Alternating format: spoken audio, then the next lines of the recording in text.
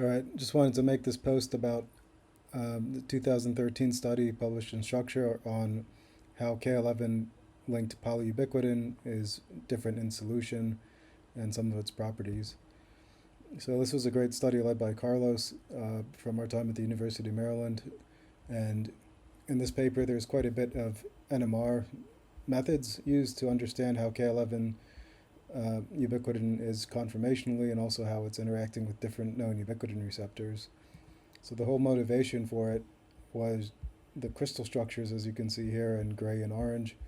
So they're very different conformations, K11-linked polyubiquitin. The NMR structure that was driving the study sits somewhere in between and doesn't really reflect um, the crystal structures. So that was quite interesting. And now let's go dive into the Notebook LM summary of this 2013 study. Okay, let's dive right into this technical audit of the 2013 Castaneda paper. They set out to solve a really specific but absolutely critical problem. What is the actual structure of K11-linked diubiquitin in solution? And how does that structure drive its function?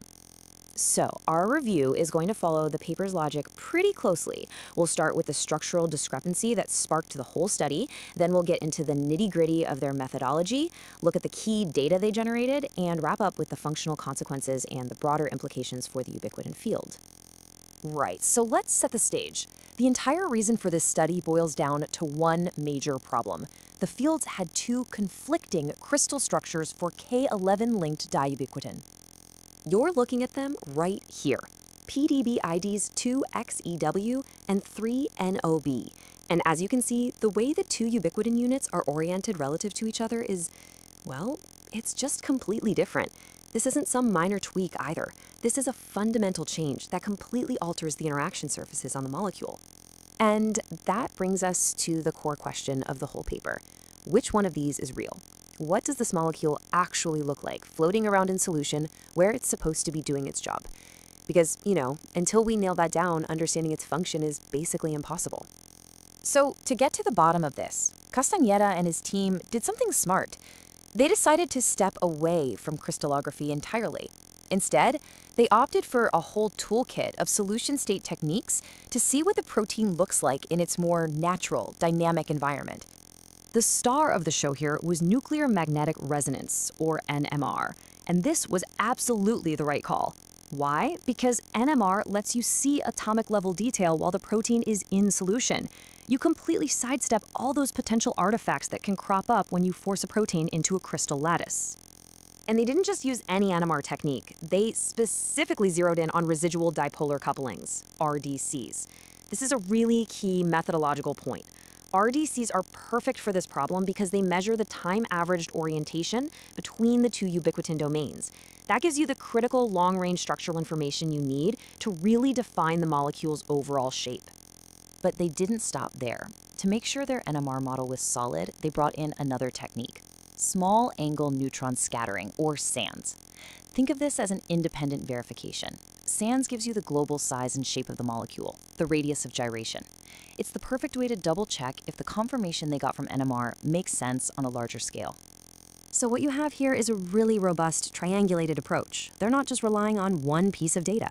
They're combining 15M relaxation rates, which tells you about molecular tumbling, with RDCs for orientation, PREs for distance constraints, and SANS for the overall shape.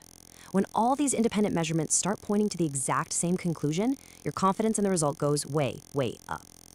All right, so they've got this killer methodology in place. Now for the moment of truth.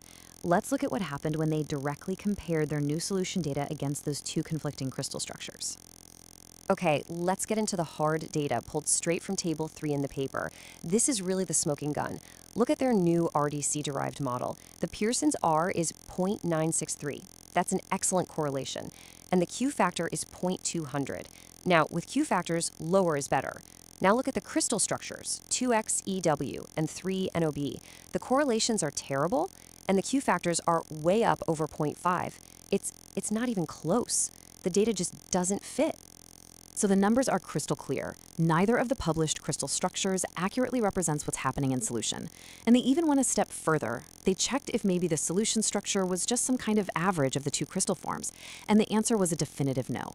This means we're looking at a completely different, unique conformation. And remember that SANS experiment we talked about? Well, here's the data from table S2, and it backs this up completely.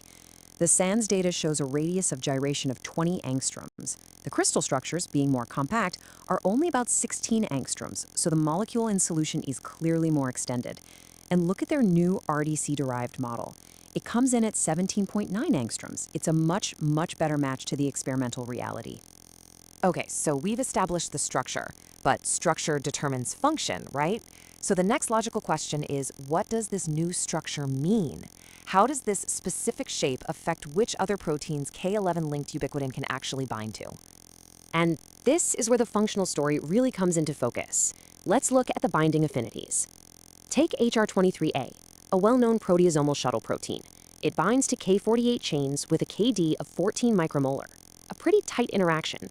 But when you test it against K11, the affinity drops to around 80 micromolar. That's a nearly 6-fold weaker binding.